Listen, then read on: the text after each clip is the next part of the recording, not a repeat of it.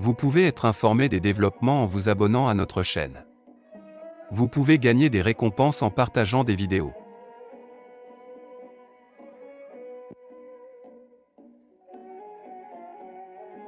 De la collection Risalinur. Le moi et l'atome. Bediüzzaman Saïd Nursi.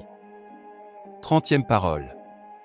Résout un talisman important du sage Coran qui découvre lui-même le talisman de l'univers. Est un simple alif, un iota sur la question du moi et de l'atome. Annotation, Ana et Dara en arabe. Cette parole se divise en deux objectifs.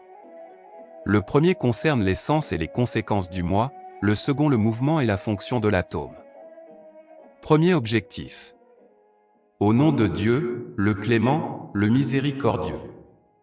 Oui, le dépôt que nous avions proposé aux deux et à la terre et aux montagnes, ils ont refusé de le porter, et en ont eu peur, alors que l'homme le porta, celui-ci reste, oui, très prévaricateur, très ignorant. Note du traducteur, Coran, 33, 72. L'auteur ne donne jamais les références et précise lorsqu'il cite un verset, un hadith ou un texte quelconque. Des disciples les ont situés après lui. Nous les avons notés pour la commodité. Nous allons exposer un seul joyau du grand trésor de ce verset. Le moi constitue un des nombreux aspects du dépôt devant lequel le ciel, la terre et la montagne reculèrent, ils craignirent de s'en charger. En effet, le moi est le noyau d'un arbre lumineux, la touba, voir Coran, 13, 29. Et d'un arbre terrible, le zakoum.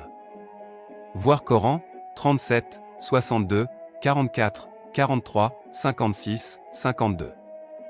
Ramifié tout autour du monde de l'humanité depuis le temps d'Adam jusqu'à présent. Une introduction est nécessaire pour faciliter la compréhension de cette grande vérité. En tant que clé des trésors cachés des noms divins et du talisman ésotérique de l'univers, le moi est un mystère, un talisman étonnant qui résout les énigmes. Si on a conscience de sa nature, ce moi, cet étrange mystère, ce merveilleux talisman se résout et résout le talisman de l'univers, ouvre les trésors du monde des nécessités. Dans mon traité en arabe intitulé l'atome, cette question est évoquée de la manière suivante. La clé de l'univers est entre les mains de l'homme, attachée à son moi. Alors qu'elles paraissent ouvertes, les portes de l'univers sont en réalité closes. Dieu confia à l'homme une clé nommée moi qui ouvre toutes ces portes et un talisman, la méité, néologisme nécessaire pour enanié, substantif qui correspond au pronom personnel, et ne, je, moi. Qui découvre les trésors cachés du Créateur de l'univers. Mais le moi est lui-même une énigme très obscure, un talisman presque impénétrable. Néanmoins, il reste possible de résoudre son énigme et celle de l'univers en connaissant son essence véritable et le but de sa création. Car le sage artiste a prêté à l'homme un moi qui comporte des indices et des échantillons révélant les attributs de sa souveraineté et la vérité de ses actions. Ceci afin que le moi serve d'unité de comparaison susceptible d'informer sur les qualités dominicales et les actions divines. Mais l'unité de comparaison n'est pas censée être actuelle. On peut constituer une unité de comparaison par hypothèse, par supposition, comme on le fait en géométrie avec les lignes imaginaires. Il n'est pas nécessaire qu'elle existe réellement, comme scientifiquement établi. Question. Pourquoi la connaissance des attributs et des noms de Dieu est-elle liée au moi? Réponse. Il n'y a pas de limite ni de fin à ce qui est absolu et totalisant. On ne peut lui attribuer ni une forme ni une image quelconque, on ne peut pas le définir, sa nature reste incompréhensible. Sans l'obscurité, par exemple, la clarté continuelle est inconnaissable et imperceptible. On ne peut la concevoir que si on dessine une ligne d'obscurité réelle ou fictive. On ne peut pas donner une définition ni avoir une connaissance ou une compréhension intime de la science et du pouvoir de Dieu non plus que de ses attributs et de ses noms comme sage et miséricordieux, ils sont totalisants, illimités et sans égal. Par conséquent, n'ayant pas de limite et de fin véritable, il faut leur tracer une limite hypothétique, imaginaire. Et c'est ce que fait le moi. Il s'arroge la souveraineté, la propriété, le pouvoir et le savoir, il dessine un trait, mais tout cela est fictif. Il propose une limite imaginaire aux attributs totalisants. Jusque-là les choses m'appartiennent. Au-delà elles lui appartiennent, affirme-t-il, procédant ainsi à une division. Grâce à ses propres mesurettes, il comprend peu à peu leur vraie nature. Par exemple, grâce à sa souveraineté fictive dans le cercle de ses possessions, il comprend la souveraineté de son créateur dans le monde des possibles, et grâce à sa qualité illusoire de propriétaire, il comprend la qualité véritable de propriétaire de son créateur et dit, de même que je suis maître en ma maison, le créateur est maître en cet univers. U comprend la science divine grâce à son savoir limité. Au moyen de son peu d'araki, il comprend l'art créé ex nihilo de ce glorieux artiste créateur. Il affirme, de même que j'ai construit et mis de l'ordre dans cette maison, quelqu'un a construit et mis de l'ordre dans la demeure mondiale, et ainsi de suite. Le moi détient en son sein des milliers de dispositions, d'attributs et de sens cachés pour faire connaître et pour indiquer à moindre échelle tous les attributs et toutes les actions de Dieu. Le moi est donc semblable à un miroir, à une unité de comparaison, à un outil de découverte et d'épanouissement. Il a une signification indicative. C'est-à-dire que sa signification ne réside pas en lui-même, c'est un autre qu'il désigne. Il est un brin conscient de l'épaisse corde du corps de l'humanité dans son ensemble, un fil ténu de la toile de l'essence humaine, un alif du livre de la personnalité humaine. Cet alif a deux faces. L'une est orientée vers le bien et l'existence. Là, il n'est que le réceptacle de l'effusion. Il reçoit du donneur et ne peut pas lui-même créer. Il n'est pas actant, la portée de son pouvoir est insuffisante pour créer. L'autre face est orientée vers le mal, vers le néant. Et là, il est actant, il est l'auteur de son action. Sa nature est indicative, il montre la signification d'un autre. Sa souveraineté est fictive. Son existence est si faible et si inconsistante qu'il ne tolère, ne supporte rien en soi. C'est un instrument de mesure comme le thermomètre ou le baromètre qui indique le degré ou la quantité des choses, ici, les attributs absolus, totalisants et illimités de l'être nécessaire. L'homme qui est conscient de cette nature du moi, qui est capable de ce discernement et qui agit en conséquence se trouve inclus dans la bonne nouvelle selon laquelle, est sauf, certes, celui qui la purifie, Coran, 91, 9. Il porte dûment le dépôt et, à travers les lunettes de ce moi, voit ce qu'est l'univers et la mission qu'il accomplit. Lorsqu'il reçoit des informations venues de tous azimuts qui trouvent confirmation en son moi, ses savoirs demeurent en lui comme lumière et sagesse. Il ne se transforme pas en ténèbres ou en futilité. Une fois ce devoir accompli, le moi renonce à sa souveraineté fictive et à sa qualité supposée de propriétaire qui servait uniquement d'unité de comparaison. Il dit, la souveraineté lui appartient, à lui est consacrée la louange. Le jugement lui appartient et c'est vers lui que vous retournerez, il atteint la vérité de l'adoration, le degré de la plus belle stature. Si en revanche, ce moi oublie la sagesse qui réside dans sa création, qu'il ignore le devoir inhérent à sa nature, qu'il se considère dans sa signification nominale et croit s'appartenir en propre, alors il trahit le dépôt, et tombe sous le coup du verset suivant. Et est perdu, certes, celui qui la corrompt. Coran, 91, 10. Ce qui terrifiait les cieux, la terre et les montagnes, c'est bien cet aspect du moi qui engendre toutes les idolâtries, tous les maux, toutes les erreurs. Il craignait une idolâtrie éventuelle. En effet, si on ne connaît pas son essence, le moi s'agrandit discrètement alors qu'il n'est qu'un alif ténu, un brin, une ligne hypothétique. Il s'épaissit au point d'envahir tout l'être de l'homme pour le dévorer comme un dragon géant. L'homme tout entier, avec toutes ses facultés, se métamorphose en « moi ». Ensuite, le moi de la race humaine renforce ce moi grâce au racisme et au nationalisme. Le moi lutte alors, à la manière du diable, contre les commandements du glorieux artiste créateur en s'appuyant sur ce moi générique. Dans un raisonnement par analogie, il compare tout le monde et toute chose à lui-même et répartit la propriété de Dieu entre elles et entre les causes. Il se précipite dans une très grave idolâtrie et justifie le verset suivant. L'association, à Dieu, est vraiment une injustice énorme, Coran, 31, 13. En effet, celui qui détourne 40 pièces des fonds publics ne peut admettre son acte que si chacun de ses amis présents accepte d'en prendre une pièce. De la même manière, l'homme qui affirme être son propre maître est obligé d'affirmer et d'admettre que chaque chose est maître de soi.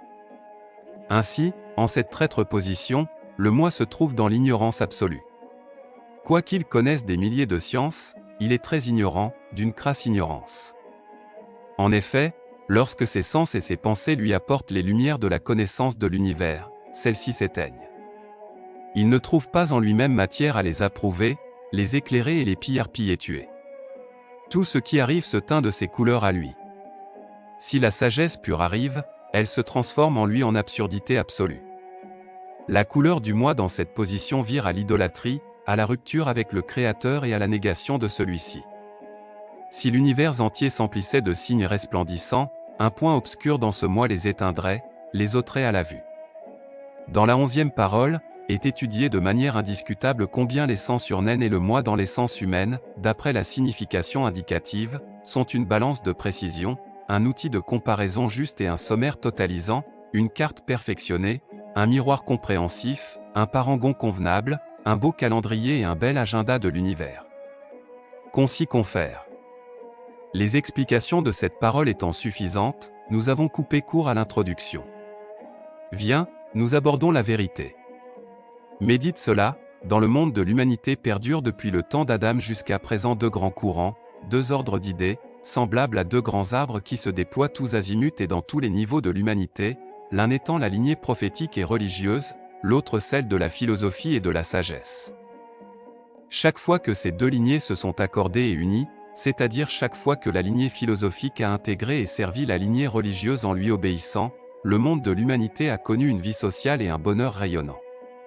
Mais chaque fois qu'elles ont divergé, tout le bien et toute la lumière se sont concentrés autour de la lignée prophétique et religieuse, et les maux et les erreurs autour de la lignée philosophique. Maintenant, nous devons trouver les origines et les fondements de ces deux lignées. Transformée en Zakoum, la lignée philosophique qui ne se soumet pas à la lignée religieuse diffuse autour d'elle les ténèbres de l'idolâtrie et de l'erreur. D'ailleurs, dans le domaine de l'intelligence, elle offre à la raison humaine des fruits comme les athées, les matérialistes et les naturalistes. Et dans le domaine de la puissance irascible, elle jette à la tête de l'humanité les Nimrods, les pharaons, les Shaddad. Annotation, en effet, ceux qui forment les Nimrods, les pharaons, qui leur servent de mère nourricière et les Alètes, ce sont les philosophies anciennes de l'Égypte et de la Babylone ancienne élevées au rang de magie ou tellement ésotériques qu'elles furent considérées comme telles dans leur voisinage. C'est de même le bourbier de la philosophie naturaliste qui inculqua le polythéisme aux Grecs anciens et engendra les idoles. L'homme qui ne perçoit pas la lumière de Dieu à cause du voile de la nature et attribue une divinité à chaque chose, s'inflige, certes, leur oppression. Et dans le domaine de la puissance appétitive animale, elle produit et forme des dieux, des idoles et des hommes qui se déifient. La racine de cet arbre, le Zakoum est la racine de l'arbre de l'adoration, la Touba, qui représente la lignée prophétique, se situe chacune de chaque côté du moi.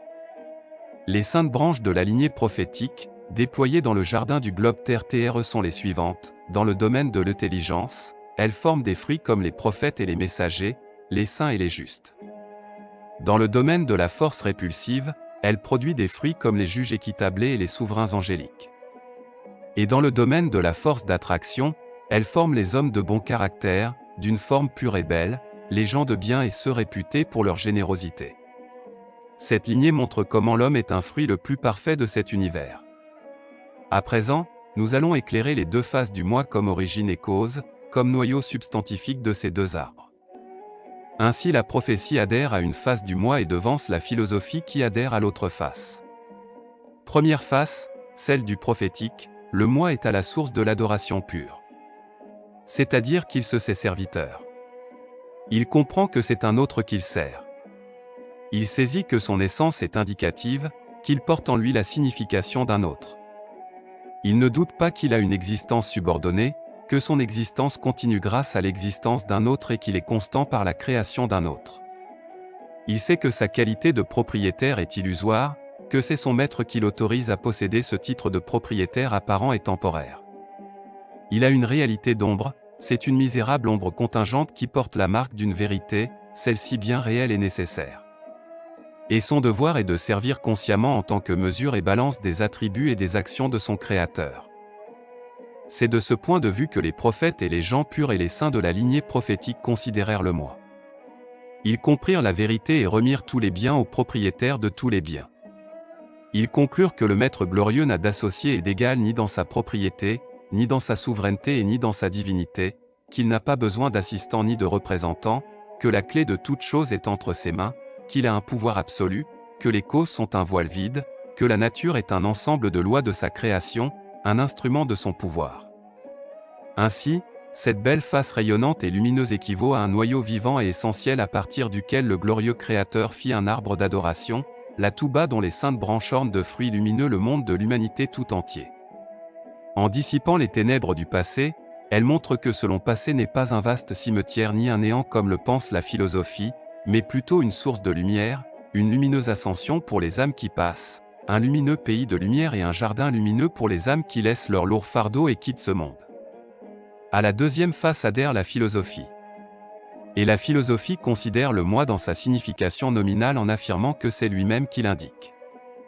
Elle conclut que le moi porte en soi sa signification, qu'il agit pour son propre compte.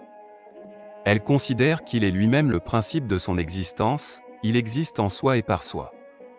Elle suppose à tort qu'il a un droit de vie, qu'il est le véritable maître de sa circonscription. Elle le considère comme une réalité incontestable et pense que le devoir du moi est un devoir de perfectionnement personnel du fait de l'amour qu'il se porte à lui-même, et ainsi de suite. Les philosophies construisirent leur mode de pensée sur de nombreux principes faux. Nous avons prouvé définitivement dans nos divers traités et partout dans les paroles et plus particulièrement dans les 12e et 25e paroles combien ces principes sont non fondés et corrompus. Si bien que les autorités les plus illustres de la lignée philosophique, Platon, Aristote, Avicenne et Farabi qui en sont les génies conclurent d'une manière pharaonique que le but ultime de l'humanité est d'être à l'image de l'être nécessaire, c'est-à-dire de ressembler à l'être qui existe par soi. Ils fouettèrent le moi et galopèrent à bride abattue dans les vallées du polythéisme et laissèrent le champ libre à diverses catégories de l'association à Dieu, le causalisme, l'idolâtrie, le naturalisme et l'astrolatrie. En condamnant les portes de l'impuissance, de la faiblesse, de la pauvreté et de la nécessité, du manque et de l'imperfection inhérents à l'être humain, ils barrèrent la voie de l'adoration.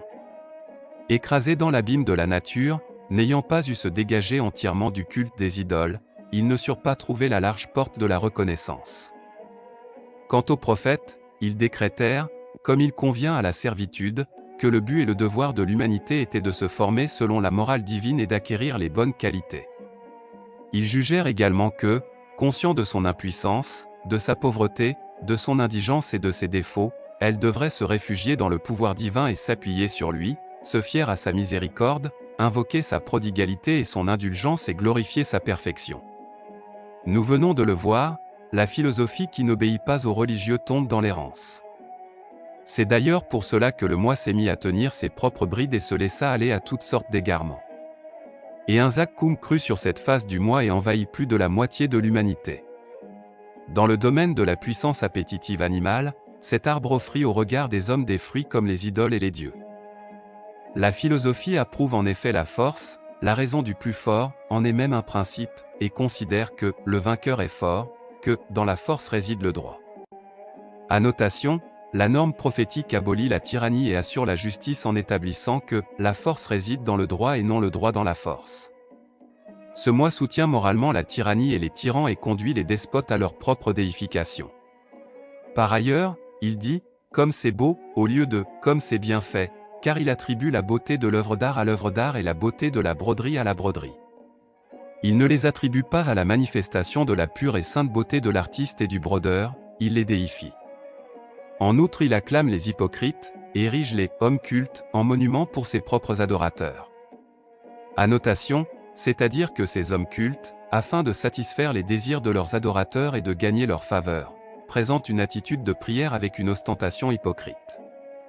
Parce qu'il admire une beauté d'oripeau, vantarde, ostentatoire et hypocrite que l'on peut vendre à n'importe qui. Dans le domaine de la puissance irascible, il produisit des fruits comme les Nimrods, les pharaons, les Shaddad plus ou moins grands pour gouverner la malheureuse humanité. Dans le domaine du pouvoir intellectuel, il donna des fruits comme l'athéisme, le matérialisme, le naturalisme, jetant ainsi la confusion dans les esprits. À présent, afin d'éclairer cette vérité, nous allons comparer, à travers 3 ou 4 exemples parmi des milliers, les résultats des principes corrompus du chemin de la philosophie et ceux des principes véridiques de la lignée prophétique. Par exemple, se rapportant à la règle prophétique suivant laquelle il faut se former selon la morale divine, qui est un des résultats fondamentaux concernant la vie personnelle, existe le principe suivant, formez-vous dans la morale divine, tournez-vous modestement vers Dieu et soyez les serviteurs de sa cour, conscient de votre impuissance, de votre pauvreté et de votre manque. En revanche, la philosophie a un principe prétentieux selon lequel l'homme a pour idéal de perfection d'essayer d'être à l'image du nécessaire. Quel écart, en effet, de l'essence humaine pétrie dans l'impuissance, la faiblesse, la pauvreté et le besoin infini à l'essence de l'être nécessaire qui a un pouvoir, une force, une richesse illimitée et qui n'a besoin de rien. Deuxième exemple. Les principes prophétiques concernant la vie sociale connaissent, entre autres, les lois de solidarité, de magnanimité et de générosité, ont fait accourir le soleil et la lune au secours de tous, les végétaux au secours des animaux et les animaux à celui de l'homme, voire les particules nutritives au secours des cellules du corps. En revanche, un des principes de la philosophie dans la vie sociale est la lutte parce que certains hommes injustes et monstrueux de même que certains animaux sauvages abusent de cette disposition naturelle. Il considère principe de lutte comme fondamental et général, à tel point qu'il conclut stupidement que « la vie est une lutte ». Troisième exemple.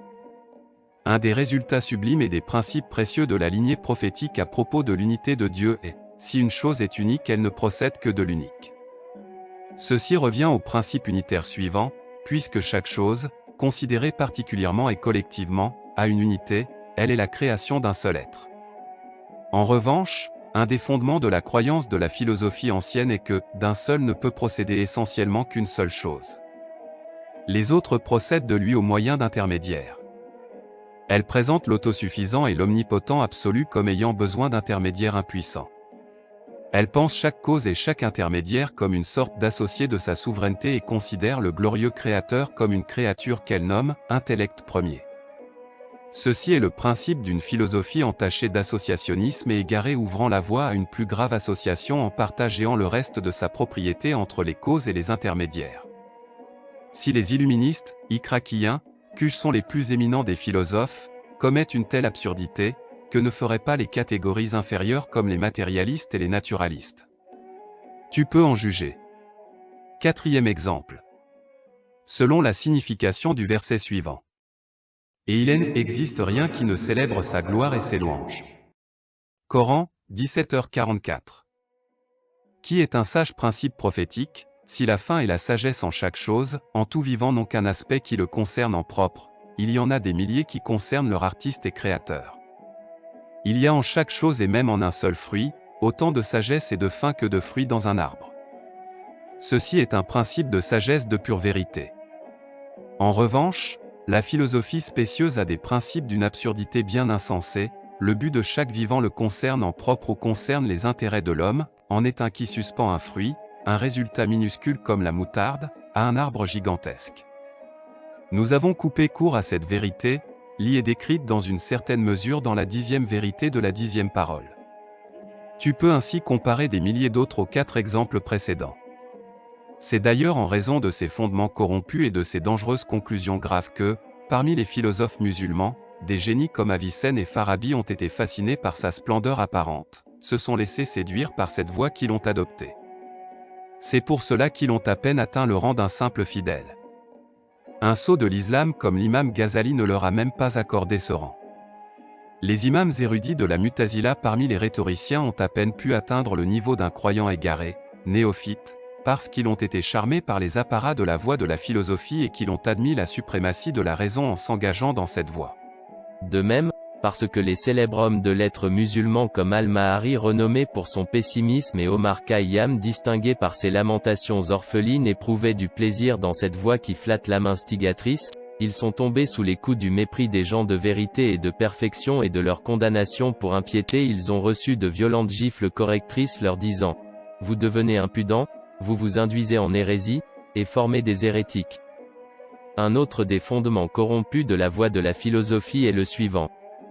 Parce qu'il observe les choses à travers le regard néfaste de la philosophie donc du point de vue du sens nominal, on peut dire que le moi vaporeux se liquéfie, puis se solidifie du fait de sa familiarité avec le matériel et de sa préoccupation par le matériel, alors qu'il est en soi d'une nature légère comme l'air. Ensuite cet égoïsme s'endurcit par la négligence et la dénégation. Ensuite, par la rébellion, il devient opaque, perd sa transparence. Puis il s'épaissit de plus en plus et dévore son maître, s'enfle des idées de l'espèce humaine. Ensuite, il compare à lui les autres hommes, les causes mêmes, et leur attribue le statut de pharaon maigre leur refus et leur désaveu. C'est ainsi qu'il prend position contre les commandements du glorieux Créateur et s'exclame, « Qui va redonner la vie à des ossements une fois réduits en poussière ?» Coran, 36/78 Nocta comme par défi, il accuse d'impuissance l'omnipotent absolu. Il se mêle même des attributs du glorieux Créateur, il refuse, nie ou bien falsifie ceux qui ne l'arrangent pas et ceux qui déplaisent au caractère pharaonique de son âme instigatrice. En résumé, certains philosophes ont dit de Dieu qu'il est « cause de soi », le « nécessaire à soi », et nié son choix. Ils ont rejeté les témoignages infinis de tout l'univers qui prouvent son existence. Gloire à Dieu. La philosophie, aveuglée soit-elle, ne voit pas que dans cet univers, tous les êtres, de la plus petite particule au soleil, montrent l'existence du choix de l'artiste par leur manifestation, leur ordonnancement, leur sagesse et leurs mesures propres. D'autres philosophes ont nié l'impressionnante compréhension de la science divine en affirmant que sa science ne concerne pas les choses particulières, ils ont rejeté les fidèles témoignages de toute l'existence. En outre, la philosophie attribue les faits aux causes et la création à la nature. La 22e parole constitue la preuve définitive qu'elle ne voit pas en chaque chose le sceau évident du Créateur de toutes choses, mais attribue la génération à la nature impuissante, inanimée, inconsciente et aveugle et dont le pouvoir apparent se trouve entre les mains de deux aveugles comme le hasard et la force. Elle lui attribue une partie des êtres qui montrent des milliers d'exemples d'une sagesse suprême et qui sont chacun comme une lettre de l'autosuffisant. Note du traducteur, autosuffisant, Qayyum, nous n'avons pas trouvé d'équivalent en français à ce mot arabe. Il signifie, celui qui n'a besoin de rien alors que tout a besoin de lui, qui ne dépend de rien alors que tout dépend de lui. Par ailleurs, comme le montre la 10e parole, les philosophes ne surent pas trouver la porte de la résurrection et de l'au-delà. Dieu pourtant la signale avec tous ses noms, l'univers avec toutes ses vérités, la chaîne des prophètes avec toutes ses vérifications et les livres révélés avec tous leurs versets. Ceux-ci nièrent la résurrection et assignèrent aux âmes une éternité au détriment de toutes ces preuves. Tu peux déduire de ces superstitions le point de vue de la philosophie sur les autres questions. En effet, le moi servit au diable de bec crochu et de serre puissante pour élever la raison de ces philosophes athées, qui sont pourtant des leurs, et les lâcher dans les abîmes de l'égarement pour finir par les dépecer. Le moi devient ainsi une idole dans le microcosme comme la nature dans le macrocosme. Quiconque mécroit au Taghut, tout ce qui est adoré en dehors de Dieu, et croit en Dieu a sans doute ses lances la plus solide, qui ne peut se briser. Et Dieu est audient et omniscient. Coran, 2, 256. Il convient de mentionner ici la signification d'une parabole que j'ai décrite d'une manière semi-versifiée dans les éclairs sous forme d'un voyage imaginaire parce qu'elle éclaire cette vérité. Ainsi, 8 ans avant que je compose ce traité, j'assistais à un événement imaginaire comme un songe. C'était à Istanbul pendant le Ramadan, lors de la transformation de l'ancien Saïd, qui s'intéressait à la philosophie, en nouveau Saïd, et alors que je méditais sur les 3 voies qu'indique la Fatiha bénie dans sa fin, à savoir. Point. Le chemin de ceux que tu as comblés de faveur, non pas de ceux qui ont encouru ta colère, ni des égarés.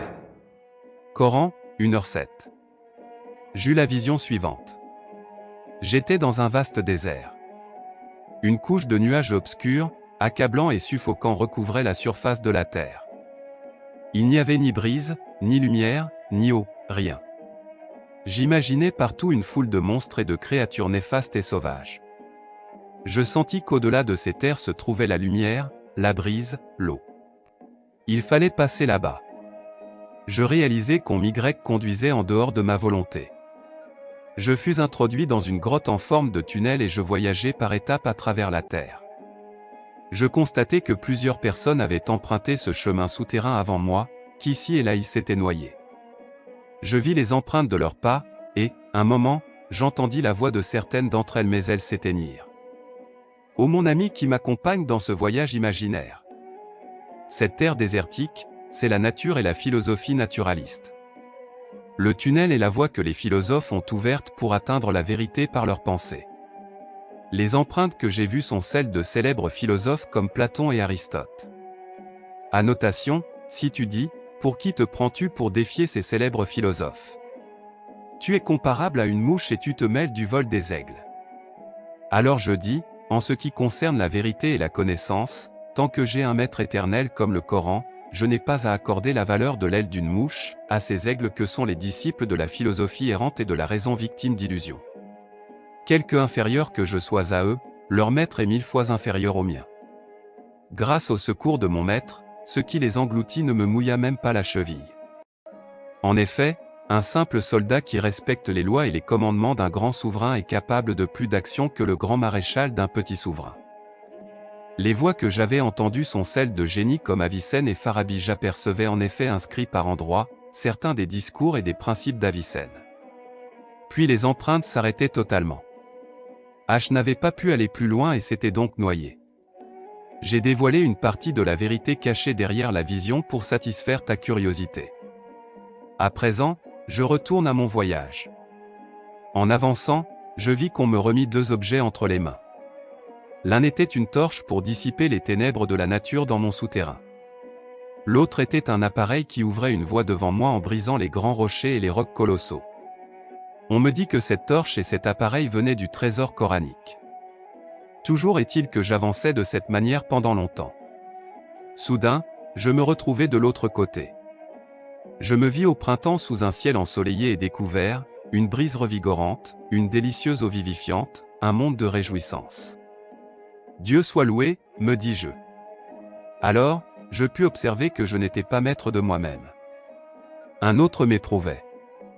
Puis je me trouvai à nouveau dans la même situation qu'au départ dans ce vaste désert mais sous un nuage suffocant. On me conduisait dans une toute autre voie. Cette fois-ci j'allais, non pas sous la terre, mais je parcourais plutôt la surface terrestre pour passer de l'autre côté. Je voyais lors de ce voyage des choses ineffables, tant elles étaient étranges et curieuses. Le mugissement de la mer, les menaces de l'orage, tout me faisait obstacle. Mais grâce à un moyen de transport fourni par le Coran, je les surmontais et triomphais à nouveau. En route, j'apercevais partout le corps des voyageurs. Seul 1/1000 d'entre eux avait achevé ce voyage. En finale, ayant échappé à ce nuage et atteint l'autre côté de la terre, je rencontrai le beau soleil. Dieu soit loué, dis-je en respirant le zéphyr exaltant. Je me mis à contempler ce monde paradisiaque. Puis je vis qu'il y avait un guide qui ne m'abandonnerait pas là. Il me reconduisit en un instant en ce désert terrible comme pour me montrer une autre voie. Je vis différentes sortes d'objets, les uns ressemblaient à des avions, les autres à des automobiles et d'autres encore à des palans descendants comme des ascenseurs. Quiconque sautait dedans selon ses forces et ses capacités était élevé dans les airs. Je m'élançai aussi dans l'un d'entre eux qui me hissa en 1 minute au-dessus du nuage. Je montai sur des montagnes vertes magnifiquement parées. Cette couche de nuages n'arrivait pas à mi-hauteur de la montagne. La soufflait une très légère brise, coulait une eau très délicieuse, se diffusait une très douce lumière. Je vis partout de ces véhicules lumineux semblables aux ascenseurs.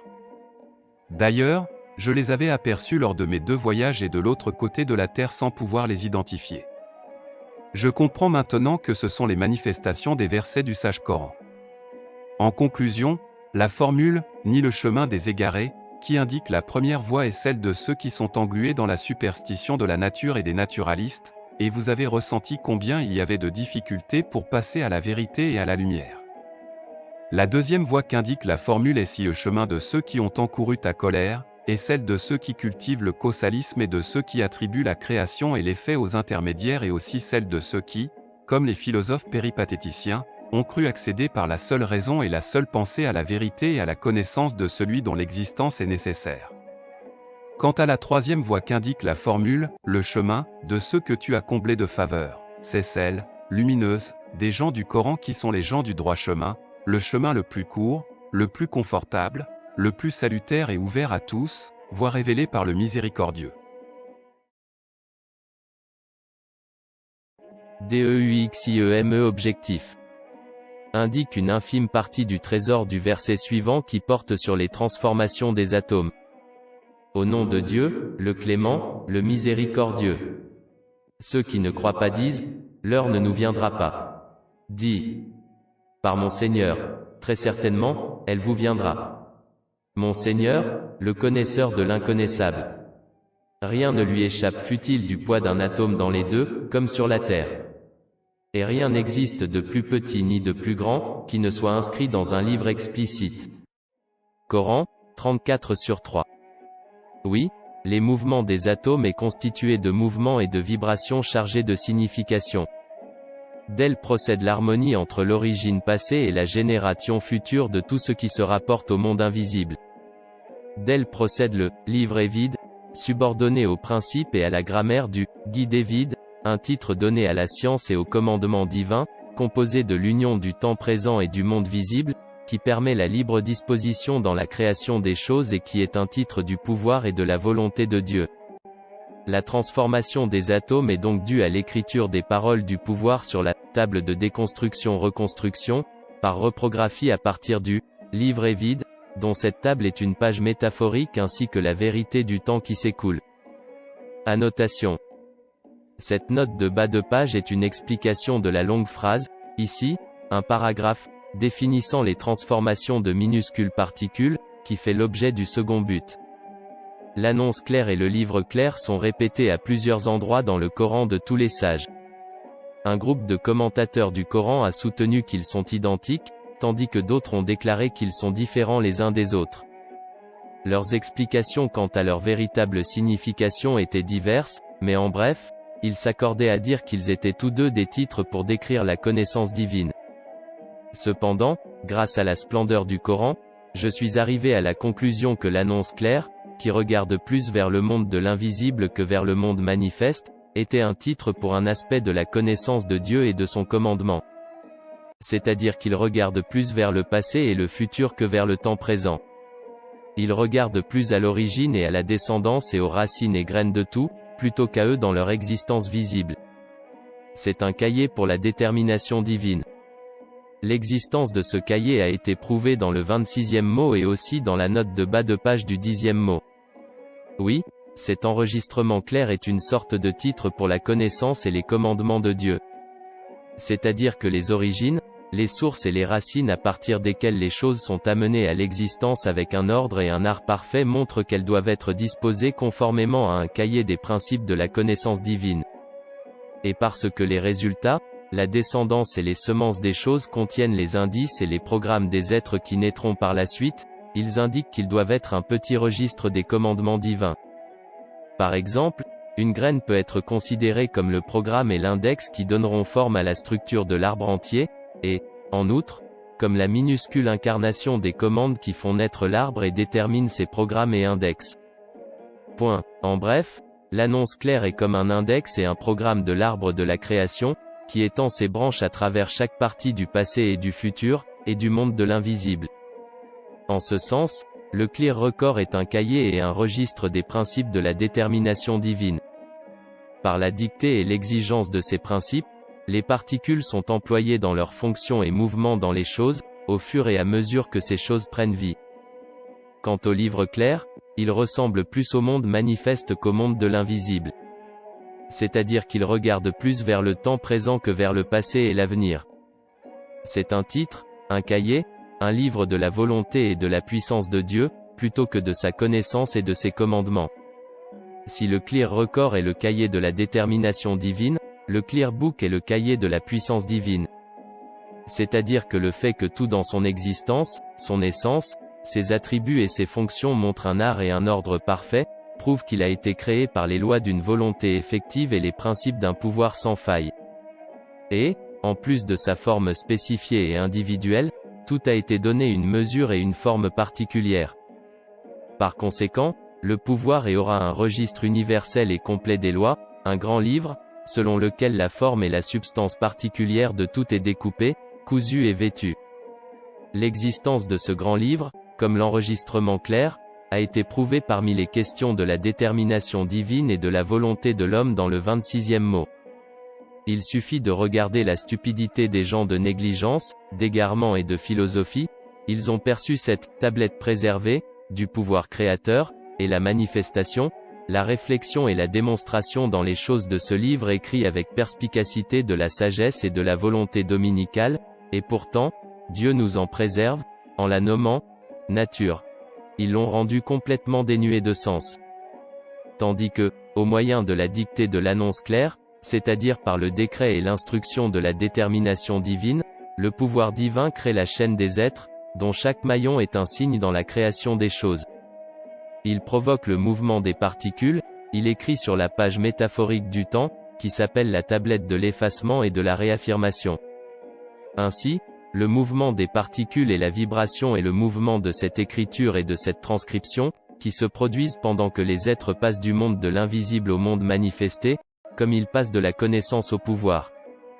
Et quant à la tablette de l'effacement de la réaffirmation, c'est une ardoise à écrire et à effacer, un cahier toujours changeant de la tablette suprême préservée, qui est fixe et constante. C'est son cahier dans la sphère de la contingence, où toutes choses sont des manifestations incessantes de vie et de mort, d'existence et d'éphémère. Et c'est la réalité du temps. En effet, ce que nous appelons le temps, qui est un fleuve puissant coulant dans la création, a une réalité comme tout le reste. Sa réalité est comme l'encre et la page de l'écriture du pouvoir dans la tablette de l'effacement et de la réaffirmation. Personne ne connaît l'invisible, sauf Dieu. Premier point. Nocta traite de 2 sujets. Premier sujet, en chaque atome en mouvement ou en repos brillent 2 lumières d'unité comme 2 soleils. Si l'atome n'est pas un officier de Dieu, qu'il n'agit pas avec sa permission et sous son autorité et qu'il ne se meut pas dans le cadre de sa science et de son pouvoir, chaque atome doit, par conséquent, posséder une science infinie et un pouvoir illimité, un œil qui voit tout et un regard sur toute chose, une autorité sur elle. La première indication de la 10e parole prouve ceci brièvement et la 22e parole se charge du détail. Chaque atome qui compose les éléments agit ou peut agir dans chaque corps animé de manière ordonnée. Or l'ordre des choses ainsi que les lois de leur composition sont variables. Si les atomes ignorent leur ordre, les choses ne peuvent pas agir et même si elles le pouvaient, ce ne serait pas sans erreur. Et pourtant, elles le font à merveille. Par conséquent, ces atomes qui font leur devoir agissent soit suivant la permission et l'ordre d'un omniscient et en application de sa science et de sa volonté, soit il leur faut être eux-mêmes omniscients et omnipotents. En effet, chaque particule d'air peut pénétrer le corps de chaque être animé, le fruit de chaque fleur et la structure de chaque feuille. Elle peut agir en chacun d'eux bien que leur composition et leurs organisations soient différentes. Nocta comparer la figue à une filature, et la grenade à une sucrerie, et ainsi de suite. Ces structures et ces corps ont des programmes différents. Donc, cette particule d'air pénètre ou peut pénétrer chacun d'entre eux. Elle prend sa place, agit d'une manière sage et magistrale, sans faute. Sa mission accomplie, elle quitte ce lieu. Alors, il faut ou bien que la particule mobile de l'air mobile connaisse les compositions, les dosages et les formes dont sont revêtus les animaux et les plantes, les fruits et les fleurs, ou bien qu'elle soit un employé sous le commandement et la volonté d'un savant omniscient. De même pour la particule stationnaire de la Terre stationnaire. La Terre et chacune de ces particules sont habilitées à être cause et source de germination des fleurs ou des arbres fruitiers. Ou bien il faut qu'elle-même, ou une poignée de terre qui en est la chaumière, contienne autant de machines et d'usines immatérielles fonctionnant sans faute qu'il y a d'espèces d'arbres, de plantes, de fleurs et de fruits en son sein, dans la mesure où n'importe quelle graine trouve en cette terre, qui fonctionne comme une particule, une usine appropriée et tout l'équipement nécessaire à tous ses besoins et à sa composition. Soit elle doit posséder une science miraculeuse qui sait tout sur tout et chacun de ses aspects ainsi qu'un pouvoir miraculeux qui crée tout à partir de rien. Ou bien c'est sous le commandement et avec la permission d'un omniscient et d'un puissant absolu, et grâce à sa force et à sa puissance que ces travaux s'accomplissent. Imaginons un homme du commun, inexpérimenté et sans entraînement. Il se rend en Europe alors qu'il est illettré, aveugle de surcroît. Il accède à toutes les usines et formations pour travailler si magistralement et dans un ordre si parfait en tout art et en tout métier.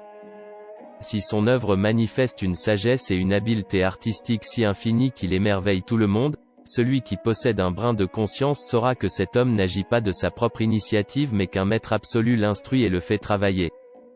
Imaginons encore un homme atteint de cécité et incapable de se lever. Il se trouve assis dans une simple chaumière. On introduit dans cette chaumière des matériaux, de minuscules pierres, des os et du coton. Mais il en sort des tonnes de sucre, des rouleaux de drap, des milliers de pierres précieuses et des vêtements artistement fabriqués et incrustés de pierreries. Celui qui possède une graine d'intelligence ne dira-t-il pas que cet homme est le mesquin portier d'un être miraculeux ou bien le loquet de la porte de son usine source de ses miracles? C'est exactement la même chose pour ce qui est de l'action et du service des particules d'air dans les plantes et les arbres, dans les fleurs et les fruits. Ceux-ci sont chacun une missive de l'Éternel, une œuvre d'art antique du Seigneur, un miracle de pouvoir, des merveilles de sagesse. Leur action montre que celles-ci agissent sous le commandement et la volonté d'un glorieux et sage artiste et d'un créateur généreux et beau. En conclusion, les particules de terre sont origine et cause de la germination des épis et des arbres. Ceux-ci se développent à partir de leurs graines, de leurs noyaux qui sont, chacun, une machine et un atelier, une imprimerie, un trésor, une antiquité et un manifeste unique qui proclament les noms de l'artiste glorieux. Ils sont comme une ode qui célèbre ses perfections. Tout cela obéit à l'ordre et à la permission d'un glorieux artiste maître du commandement, soit. Et cela est, à qui tout est soumis. C'est par sa volonté et par sa puissance que les choses se font. Ceci est aussi certain que 2 et 2 font 4. Nous y adhérons. Deuxième sujet, brève indication sur la fonction des mouvements des atomes et sur la sagesse qui y réside. En effet, la philosophie sans sagesse des matérialistes considère les mouvements des atomes comme l'essence du fondement de tous ces principes et comme une source d'où émanent les arts divins. Leur raison est limitée aux apparences et, au regard de leur philosophie fondée sur l'absurdité, les mouvements des atomes sont le fruit du hasard.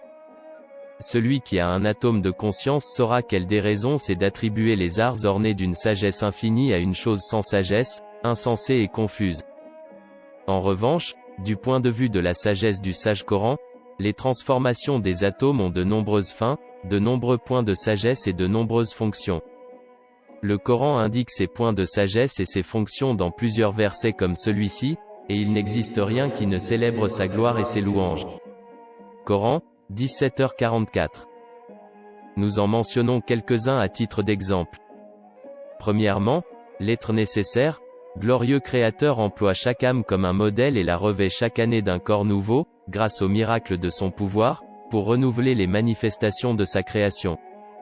Il fait mouvoir les atomes et leur donne une mission pour reprographier, par sa sagesse, chaque livre unique en des milliers de livres différents, ce qui permet de montrer une vérité unique sous diverses formes et de préparer un lieu qui accueille des univers, des mondes et des êtres qui viennent par groupes les uns à la suite des autres. Deuxièmement, le glorieux propriétaire a créé ce monde, et en particulier, le champ qu'est la surface terrestre comme un domaine agricole. Il les a rendus propices à la croissance et à la production de cultures toutes fraîches afin d'y semer et de récolter les miracles de son pouvoir. Ainsi, il expose sans cesse un nouvel univers, dans le champ de la surface terrestre en mouvant les atomes avec sagesse et en les employant selon un ordre précis. Il fait produire de nouvelles cultures sur le parvis de la terre à chaque siècle, à chaque saison, chaque mois, et même chaque jour et chaque heure. Dans le mouvement des atomes, il déploie les présents de son trésor de miséricorde infinie, et les spécimens des miracles de son pouvoir illimité nocta. Troisièmement, le brodeur éternel fait mouvoir les atomes avec une sagesse parfaite. Il les emploie dans un ordre parfait de telle sorte qu'ils montrent sur une surface limitée des broderies infinies. Celles-ci expriment en fait les manifestations infinies des noms divins dont elles sont les broderies déployées, l'écriture des signes infinis exprimant sur une petite page des significations infinies. En effet, les récoltes de l'an passé et celles de cette année sont de même nature. Mais leur signification change. Elles changent et se multiplient suivant le changement de leur détermination relative. Malgré le caractère changeant et éphémère des déterminations relatives et des corps transitoires, leurs belles significations sont conservées, elles demeurent définies et permanentes. N'ayant pas d'âme, les feuilles, les fleurs et les fruits de cet arbre du printemps passé sont en vérité les mêmes que leurs semblables de ce printemps-ci. La différence réside seulement dans leur corps relatif. Mais s'ils sont remplacés par ceux de ce printemps-ci avec des incarnations différentes, c'est pour exprimer les significations des fonctions des noms divins dont les manifestations se renouvellent sans cesse. Quatrièmement, le sage glorieux meut les atomes sur le champ de labour exigu de ce monde, sur l'atelier de la surface terrestre en rendant l'univers fluide et les êtres mobiles. Il prépare ainsi des moissons, des décorations et des provisions propices au monde spirituel infiniment vaste et aux autres mondes sans frontières de l'au-delà comme, par exemple, le monde illimité des représentations. Il produit sur cette petite terre de nombreuses récoltes spirituelles pour ces mondes si grands. Un torrent sans fin est ainsi formé qui se ressource dans le trésor illimité de son pouvoir qui déverse ce torrent en partie dans le monde invisible et en partie dans le monde de l'au-delà en passant par notre monde. Cinquièmement, le sage glorieux fait réciter aux atomes des glorifications infinies dans un espace étroit et limité, et en un bref moment. Effectivement, il les fait se mouvoir grâce à son pouvoir dans une sagesse parfaite et en les employant dans un ordre parfait. Il leur fait ainsi révéler son infinie perfection divine, les infinies manifestations de beauté et de gloire et les glorifications sans fin de sa souveraineté. Il déploie ainsi les manifestations infinies de sa beauté, de sa gloire et de sa perfection.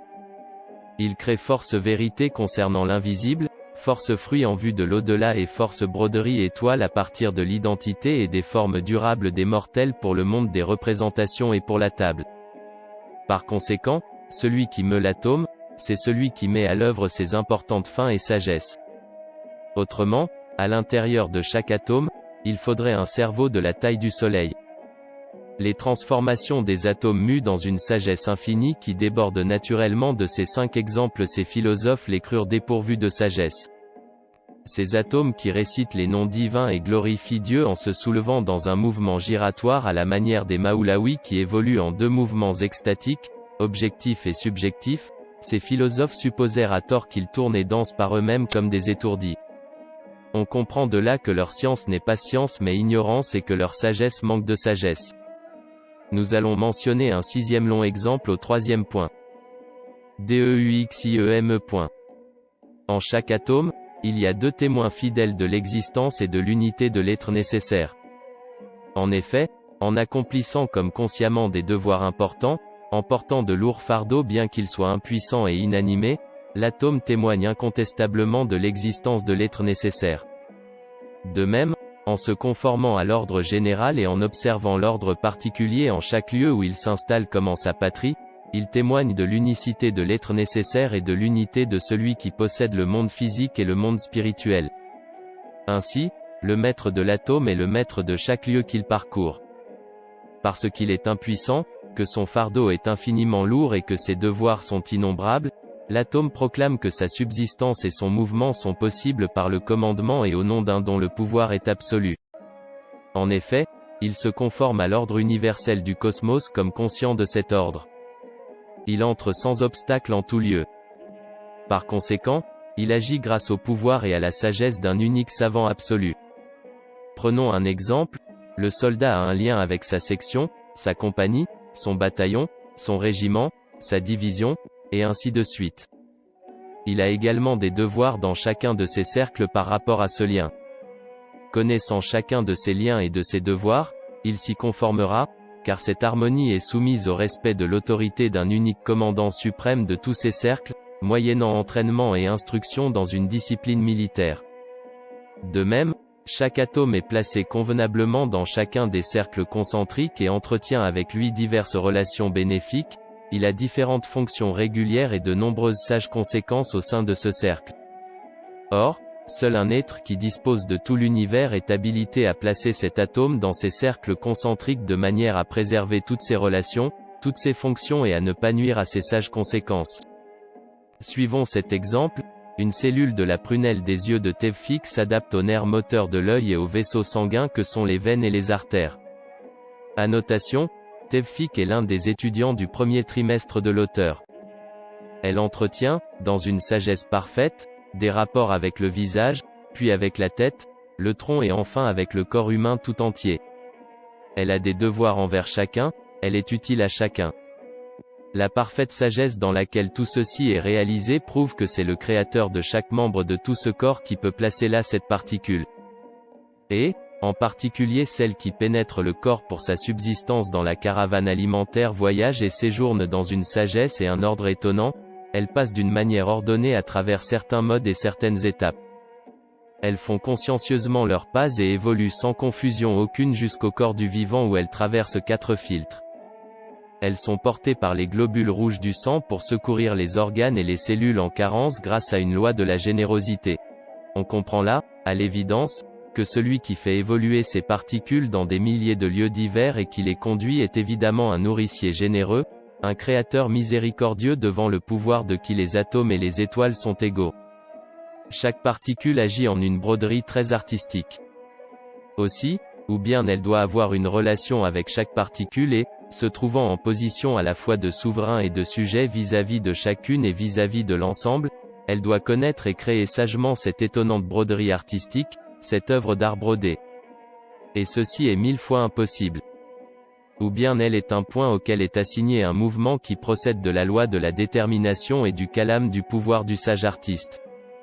Si, par exemple, les briques de la coupole d'Hagia Sophia ne dépendent pas du commandement et de l'art de son architecte, chaque brique doit être un habile charpentier comme l'architecte Sinan, elle doit également être à la fois souverain et sujet vis-à-vis des autres briques, avoir une certaine autorité et les appeler à s'épauler pour ne pas tomber et s'effondrer tout ensemble. Les particules d'œuvres d'art 1000 fois plus artistiques que les atomes de la coupole d'Hagia Sophia suscitent 1000 fois plus l'étonnement et sont dotées de 1000 fois plus de sagesse qu'elles. Si ces particules ne dépendent pas du commandement de l'architecte de l'univers, on doit alors donner à chacune autant de qualités de perfection que les qualités de l'artisan de l'univers.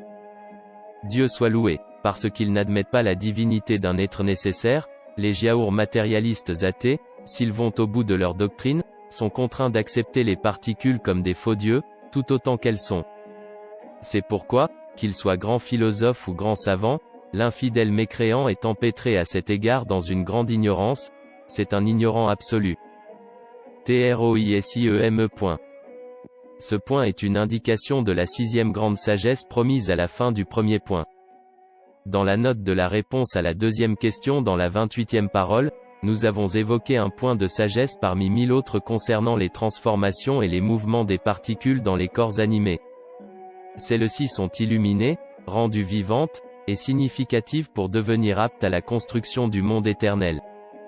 Il semble que, pour celles qui viennent recevoir une éducation, les corps animaux et humains et même végétaux tiennent lieu d'auberge, de caserne ou d'école où ces particules inanimées pénètrent et s'illuminent. Elles reçoivent entraînement et instruction et gagnent en subtilité. En accomplissant des devoirs, elles acquièrent le mérite de devenir des particules pour le monde éternel ou pour le royaume de l'au-delà dont tous les éléments sont vivants. Question: comment peut-on savoir que c'est cette sagesse précise qui réside dans les mouvements de particules? Réponse: premièrement, c'est grâce à la sagesse de l'artiste visible dans toute l'harmonie et toute la sagesse qui se trouve dans toutes les œuvres d'art. Car une sagesse qui suspend une sagesse universelle à la moindre chose ne manquerait pas de doter d'une sagesse les mouvements de particules qui montrent la plus grande activité dans le courant de l'univers et desquelles procèdent les broderies pleines de sagesse. De plus, une sagesse et une souveraineté qui ne manquent pas de rétribuer et de perfectionner la moindre créature dans ses fonctions ne manqueraient pas de donner lumière et salaire à ses fonctionnaires et serviteurs les plus nombreux et les plus fondamentaux. Deuxièmement, en les mouvant et en les employant, le sage artiste élève les éléments au rang de minéraux comme salaire de leur perfection. Il leur enseigne la glorification propre aux minéraux. En les mouvant et en les employant, il donne aux minéraux le rang de la vie végétale. En les mouvant et en les employant comme éléments nutritifs, il gratifie les végétaux du degré subtil de la vie animale.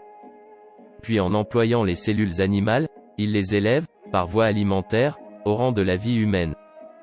Puis en purifiant les cellules du corps humain par filtration successive et en les affinant, il les promeut aux places les plus délicates et les plus subtiles du cerveau et du cœur. Les mouvements des particules ne sont pas absurdes.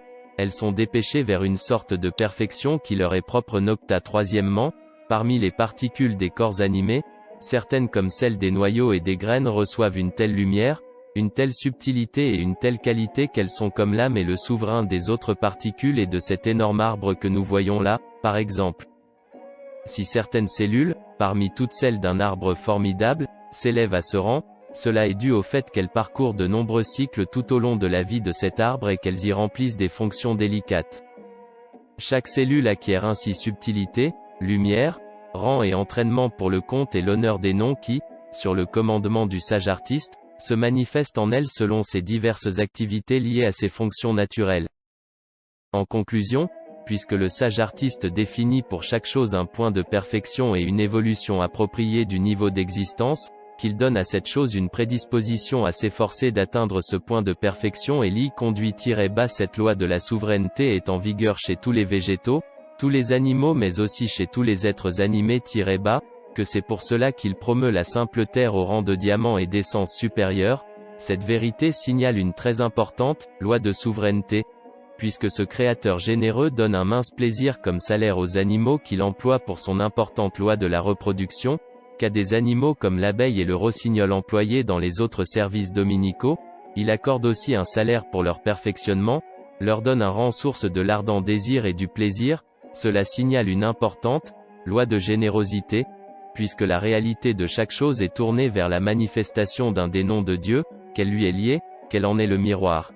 Quelle que soit la beauté qui ressort de cette chose, cela est dû à ce nom-là, c'est lui qui la requiert, que la chose le sache ou non, cette beauté est requise du point de vue de la réalité. Cette vérité signale une très importante loi d'embellissement et de beauté, puisque le Créateur généreux ne retire pas le rang et la perfection qu'il avait offert à une chose, selon le principe de la générosité dès que son temps et sa vie prennent fin, qu'il éternise les fruits, les résultats, l'essence conceptuelle, la signification de cette porteuse de perfection et son âme si la chose est animée, il éternise, par exemple, les significations, les fruits des perfections qu'il a conférées à l'homme dans ce monde et retourne même sous la forme incarnée d'un fruit du paradis le remerciement et la louange du fidèle reconnaissant face aux fruits éphémères qu'il aura mangés, et cette vérité signale une importante loi de miséricorde, puisque le Créateur sans père ne gaspille pas, ne fait pas d'action vaine, il emploie même les vestiges matériels des créatures ayant accompli leur devoir et mortes en automne pour les créatures du printemps et les inclut dans leur structure,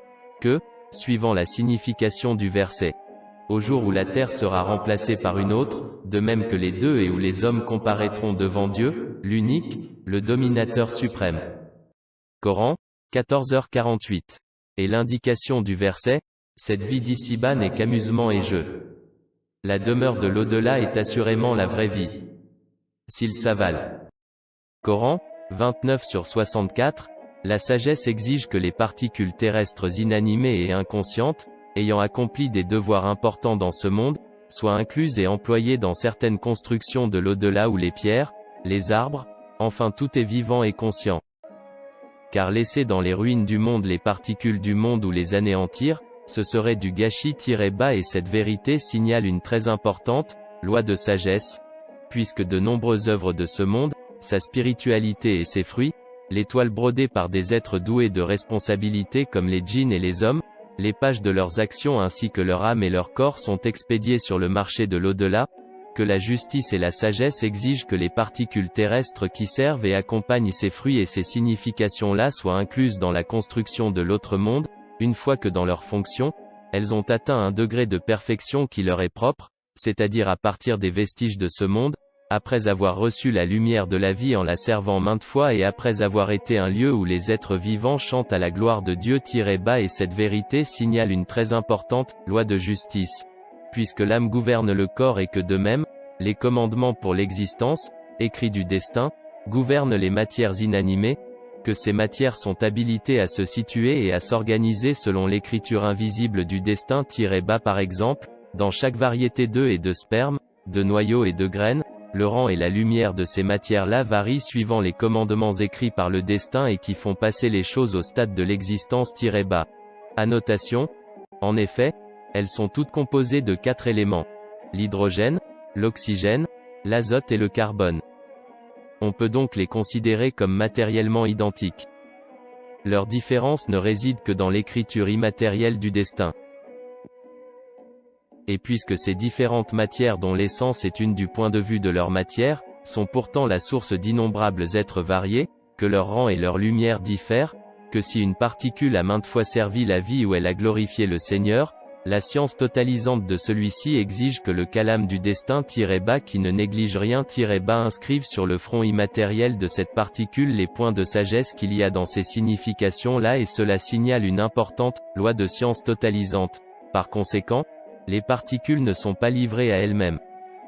Annotation, cette réponse se rapporte au 7, puisque.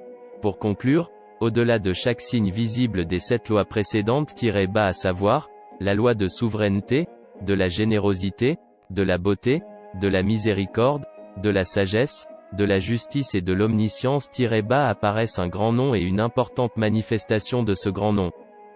Et cette manifestation nous fait comprendre que les transformations des particules dans ce monde évoluent, comme les autres êtres, avec une délicate et savante mesure suivant la limite tracée par le destin en vue d'une sagesse suprême et selon les commandements du pouvoir qui fait passer les choses à l'existence. Il semble qu'on les apprête à partir pour un autre monde supérieur.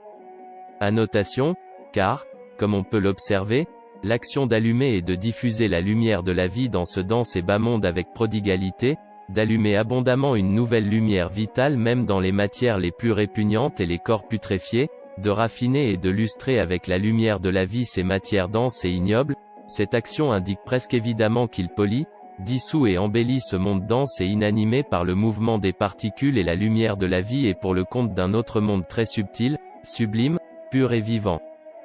Il semble le parer pour son départ dans un monde sublime.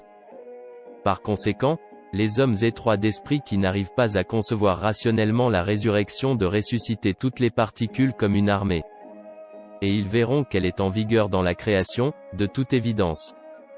Et les corps l'homme, verront, s'il observe à la lumière du Coran, qu'apparaît une loi d'autosubsistance générale capable de animer sont alors une sorte d'auberge, d'école, de caserne pour ces particules voyageuses, pour leur éducation. Nous pouvons établir avec certitude qu'il en est ainsi. Pour finir, comme la première parole le dit et l'établit, chaque chose récite la formule, au nom de Dieu. Ainsi comme tous les êtres, chaque particule et chaque catégorie de particules et chacun de leurs groupements particuliers récitent et agissent, au nom de Dieu, dans le langage de sa disposition. En effet, selon la signification des 3 points précédents, chaque particule, au commencement de son mouvement, récite, dans le langage de sa disposition, la formule « Au nom de Dieu, le clément, le miséricordieux », et affirme qu'elle agit pour Dieu, en son nom, et pour son compte, qu'elle se soumet à son autorisation et à sa force.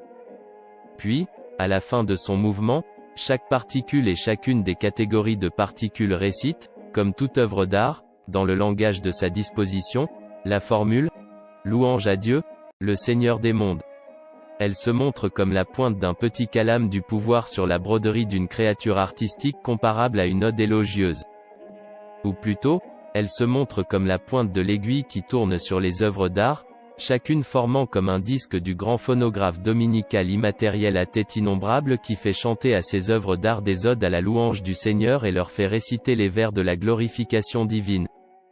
Là, leur invocation sera « Gloire à toi, ô Dieu », et leur salutation « Paix ». Et la fin de leur invocation « Louange à Dieu, Seigneur de l'univers ». Coran, 10h10. Gloire à toi. Nous avons de savoir que ce que tu nous as appris. Certes c'est toi l'omniscient, le sage. Coran, 2h32. Seigneur, ne laisse pas dévier nos cœurs après que tu nous aies guidés, et accorde-nous ta miséricorde. C'est toi, certes, le grand donateur. Coran, 3/8. Ô mon Dieu, accorde paix et bénédiction à notre Seigneur Muhammad de manière que cela te plaise et que son mérite lui revienne, accorde-les aussi à sa famille, à ses compagnons et à ses frères. Protège-nous et protège notre religion. Amen. Ô Seigneur de tous les mondes.